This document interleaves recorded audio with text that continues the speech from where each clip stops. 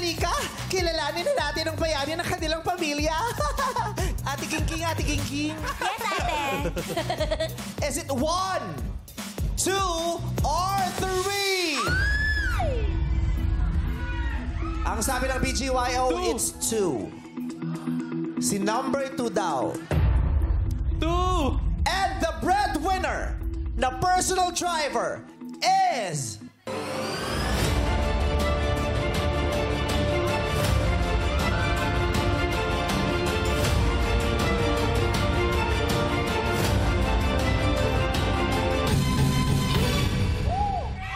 Number 1! Mali na naman!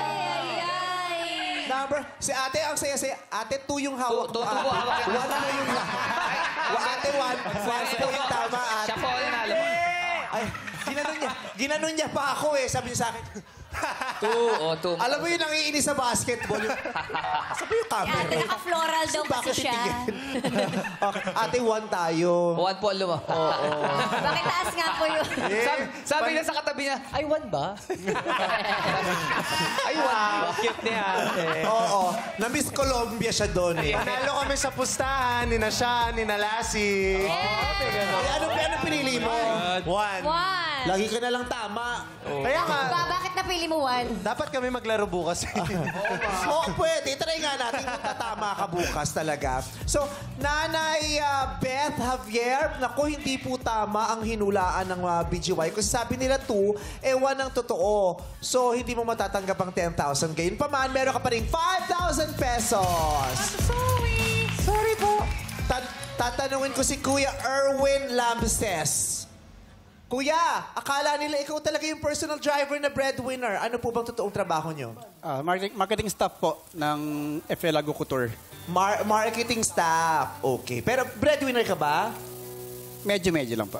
May katuwang May katuwang ka, po hindi ako. talaga ikaw Partner yung ko po. lahat. Oh. Kasi yung pagkakasambit mo ng sagot mo kanina, parang totoo eh, parang may hugot ka eh.